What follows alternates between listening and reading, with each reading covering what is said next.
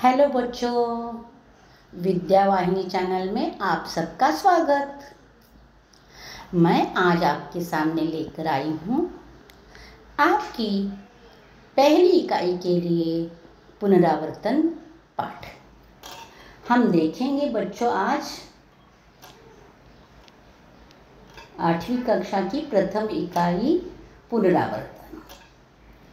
इसमें हम देखेंगे कृति पत्रिका आराखड़ा, यानी देखो प्रश्न पत्र नहीं कहते आजकल, क्योंकि उसमें सब कृतियाँ ही है, प्रश्नोत्तर नहीं है, इसके लिए उसे कृति पत्रिका कहते हैं। तो वह कृति पत्रिका आराखड़ा देखेंगे। 8वीं कक्षा की प्रथम इकाई की कृति पत्रिका होगी कुल अंक 60 की। तो 60 अंक कैसे विभाजित किए जाते हैं वह हम देखेंगे। देखो बच्चों, पहला आपके 60 अंकों की कृति पत्रिका में 4 विभाग होते हैं। विभाग 1 कुल 20 अंक होते हैं, यानी पूरे विभाग 1 गद्य पर आधारित होता है। गद्य यानी पाठों पर आधारित। पहले अ और आ एक जैसा ही होता है। 8 अंकों का अ विभाग होता है। प्रश्न 1 का आ विभाग 8 अंकों का होता है और ई विभाग 4 अंकों का होता है। तो अ और आ के प्रश्न समान अंकों के विभाजित होते हैं। तो उसके लिए कैसे प्रश्न पूछे जाते हैं वो पहले बताऊंगी। पहला और दूसरा प्रश्न आकलन कृति का होता है। उसमें कृति करने के लिए कहा जाता है। कभी उसका उत्तर 2 शब्दों में होता है, कभी उसका उत्तर 4 शब्दों में होता है। अगर 4 शब्दों में उत्तर हो रहा है तो आधा अंक प्रत्येक के लिए होता है। अगर 2 शब्दों में हो रहा है तो एक अंक 2 शब्दों के लिए होता है। इस प्रकार पहले 2 प्रश्न होते हैं 4 अंकों के। अब अगला होता है शब्द संपदा का प्रश्न। इसमें एक प्रश्न पूछा जाता है, उसके उत्तर अगर आधे 4 शब्द आ रहे हैं तो आधा, और अगर 2 शब्द में आ रहा है तो एक अंक होता है। शब्द संपदा में क्या पूछा जाता है? तो शब्द संपदा में अनेकार्थी शब्द पूछे जाते हैं, शब्द युग्म पूछे जाते हैं, समानार्थी शब्द पूछे जाते हैं, पर्यायवाची शब्द, विलोम शब्द, उपसर्ग, प्रत्यय, अनेक शब्दों के लिए एक शब्द, कठिन शब्दों के अर्थ, लिंग, वचन, कृदंत, तद्धित, तत्सम, तद्भव तथा विदेशी शब्द, यह सब पूछा जाता है। बच्चों घबराओ मत ये सारा सुनकर। ये सारे प्रकार के प्रश्न पाठ के साथ है, और हर पाठ के साथ जो भी शब्द है सबके उत्तर मैंने पहली इकाई के हर पाठ और कविता के साथ दे दिए हैं मैंने। तो घबराओ मत, ठीक से पढ़ाई करो, अच्छे से अंक प्राप्त हो जाएंगे। अब इसमें अंतिम प्रश्न होता है अभिव्यक्ति 25 से 30 शब्दों में। 25 से 30 शब्दों में अभिव्यक्ति लिखनी है, यानी स्वमत लिखना है, और स्वमत के लिए अंक है 2। तो इस प्रकार 8 अंकों के पहले में 4 प्रश्न, दूसरे में 4 प्रश्न, 16 अंक का 2 प्रश्न हो गए। अब इसमें तीसरा अंक जो होता है वो अपठित गद्यांश, यानी आपके पाठ्य पुस्तक के बाहर का गद्यांश पूछा जाता है। और उसके लिए आकलन कृति का, जैसे मैंने पहले बोला वैसे ही आकलन कृति का प्रश्न आता है। दूसरा आता है अभिव्यक्ति का। तो अभिव्यक्ति में स्वमत, तो 4 अंकों का। तो इस प्रकार आपकी पहली इकाई में जितने पाठ है उतने पाठों पर आधार पर इस प्रकार के 3 प्रश्न पूछे जाते हैं। पाठों पर आधारित 2 प्रश्न, एक पाठ्यपुस्तक के बाहर का प्रश्न। तो उसके लिए पाठ कौन कौन से हैं? तो वारिस कौन, नाखून क्यों बढ़ते हैं, मधुबन, मेरे रजा साहब और पूर्ण विश्राम। इन सारे पाठों में से किसी 2 पाठ को चुना जाता है और 2 परिच्छेद दिए जाते हैं उसमें से, और उसके ऊपर प्रश्न पूछे जाते हैं। फिर उसके बाद आता है, यहाँ गलती से गद्य हुआ है, पद्य विभाग। पद्य विभाग 12 अंकों का होता है। उसमें मध्य युगीन या आधुनिक कविता एक एक पूछी जाती है, यानी 2 कविताएं पूछी जाती है। एक कविता 6 अंकों के लिए, दूसरी कविता 6 अंकों के लिए। तो इसमें भी पहला प्रश्न ऐसे ही आता है जो आकलन कृति पहले था, जो पहला और दूसरा प्रश्न कविता का सेम होता है।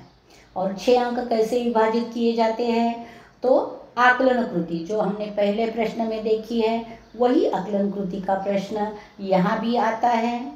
और दूसरा प्रश्न आता है शब्द संपदा पर, जो हमने पहले प्रश्न की पहले विभाग में देखा वही। इसमें भी शब्द संपदा में अनेकार्थी शब्द, शब्द युग्म, समानार्थी शब्द, पर्यायवाची शब्द, विलोम शब्द, उपसर्ग, प्रत्यय, अनेक शब्दों के लिए एक शब्द, कठिन शब्दों के अर्थ, लिंग, वचन, कृदंत, तद्धित, तत्सम, तद्भव तथा विदेशी शब्द आदि पर प्रश्न पूछे जाते हैं। और दूसरा प्रश्न होता है सरल अर्थ लिखिए, वो 2 अंकों का। ऐसे 3 प्रश्न, 2-2 अंकों के 3 प्रश्न और ऐसे 2 कविताएं, तो 12 अंकों की कविता हो गई है। यहाँ अपना पाठ्य पुस्तक पूरा हो जाता है। इस पद्य विभाग के लिए कविताएं कौन सी है? ए मातृभूमि, गांव शहर, जरा प्यार से बोलना सीख लीजिए, अनमोल वाणी। इन कविताओं पर आधारित प्रश्न पूछे जाते हैं।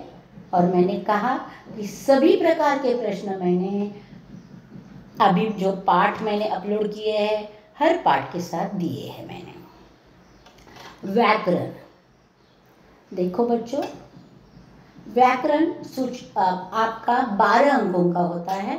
पहला सूचनाओं के अनुसार कृतियाँ कीजिए। शब्द भेद, संज्ञा, सर्वनाम, विशेषण पहचानना। प्रत्येक प्रश्न 1 अंक के लिए होता है। उसके बाद दूसरा प्रश्न होता है अव्यय शब्दों, शब्द 2 घटक, प्रत्येक के लिए 1 अंक।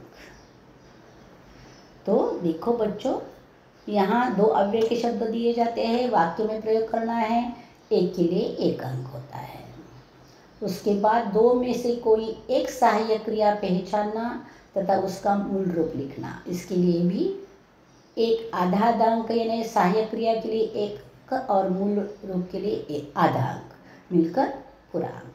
2 में से किसी एक प्रेरणार्थक क्रिया, यानी 2 क्रियाएं दी जाती है, दोनों के प्रथम और द्वितीय प्रेरणार्थक लिखना है तो लिख सकते हो, लेकिन अंक 1 के लिए है तो वह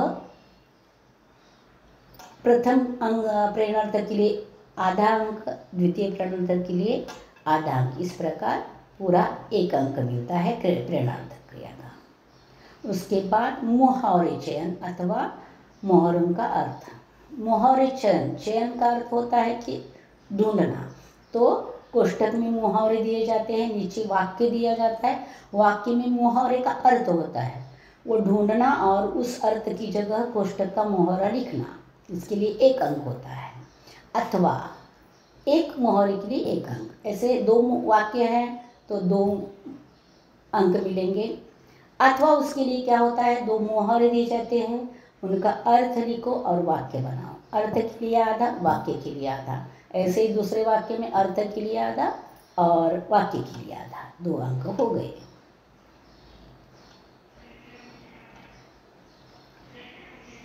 विराम चिन्ह में वाक्य, तो वाक्य विराम चिन्ह लगाने हैं। एक वाक्य में 2 विराम चिन्ह छोड़े जाते हैं लगाने के। अगर उससे ज़्यादा है तो वो प्रश्न पत्र में पहले ही दिए जाते हैं, तो उसको 2 सही जगह सही विराम चिन्ह लगाना। प्रत्येक के लिए आधा अंक होता है। 3 में से 2 वाक्य का काल परिवर्तन करना। 3 वाक्य दिए जाते हैं, आगे कोष्ठक में काल दिया जाता है, उसका परिवर्तन करने के लिए कहा जाता है। आप परिवर्तन करोगे, कोई 2 वाक्य करोगे, 1 वाक्य के लिए 1 अंक। उसके बाद वाक्य भेद। वाक्य भेद में रचना के आधार पर जो प्रश्न पूछा जाता है वो पहचानने के लिए आता है, और अर्थ के आधार पर जो पूछा जाता है वो नहीं, आपको सिर्फ रचना के आधार पर वाक्य भेद आता है तो 1 अंक के लिए आता है। उसके बाद वाक्य शुद्ध करने के लिए आता है, उसमें 2 गलतियाँ दी जाती हैं और 2 वाक्य दिए जाते हैं, तो 4 गलतियाँ 2-2 वाक्यों में, तो आपने दोनों वाक्य सही कर दिए तो आपको 2 अंक मिल जाते हैं। इस प्रकार व्याकरण विभाग अपना पूरा हो गया है। व्याकरण जो पाठ के साथ आया है वो मैंने पाठ के साथ ही दिया है, लेकिन व्याकरण के भी वीडियो मैंने अपलोड कर दिए हैं अलग से, संज्ञा, सर्वनाम, विशेषण, क्रिया सब। तो देखिए, उसकी लिंक डिस्क्रिप्शन बॉक्स में दी है, पाठों की भी दी है। तो पहली इकाई के सारे पाठ, व्याकरण के पाठ आप वहाँ से लिंक लेकर देखिए और पहली इकाई की तैयारी कीजिए। लेखन विभाग, रचना विभाग में आपके लिए आता है 16 अंक होते हैं टोटल। उसमें पहले पत्र लेखन आता है, औपचारिक या अनौपचारिक। 5 अंकों के लिए आता है गद्य आकलन, यानी एक गद्य खंड दिया जाता है, उसके ऊपर आपको 4 प्रश्न बनाने हैं, एक प्रश्न के लिए 1 अंक। इस प्रकार 4 प्रश्नों के 4 अंक। फिर आता है आपका प्रश्न निबंध लेखन। निबंध लेखन जो है 80 से 100 शब्दों के तक लिखना है और आपको 3 विषय दिए जाते हैं। 5 प्रकारों में से 3 विषय दिए जाते हैं और 3 विषय में से कोई भी एक विषय पर आपको किसी भी एक विषय पर निबंध लिखना है, जिसके लिए 7 अंक है। देखो बच्चों, ऐसे आपकी कृति पत्रिका का ढांचा यहाँ पूरा हुआ है। मैंने अच्छे से समझा दिया है कौन से गद्य विभाग में क्या आने वाला है, पद्य विभाग में क्या आने वाला है, ग्रामर में क्या क्या आ रहा है। हाँ बच्चों, अगर आपकी पाठशाला में पहली इकाई में दूसरी इकाई के पाठ पढ़ाए हैं तो बदलाव हो जाएगा, लेकिन कृति पत्रिका का ढांचा इसी प्रकार का होगा। तो आप ध्यान से पढ़ाई कीजिए, जहाँ जहाँ आपको मदद लगे आप मेरा वीडियो ओपन करो और पढ़ाई करो, मदद लो, लेकिन पहली इकाई की तैयारी बहुत अच्छे से करो। जल्द ही हम शुरू करने वाले हैं दूसरी इकाई, तब तक इंतज़ार में रहना। धन्यवाद बच्चों।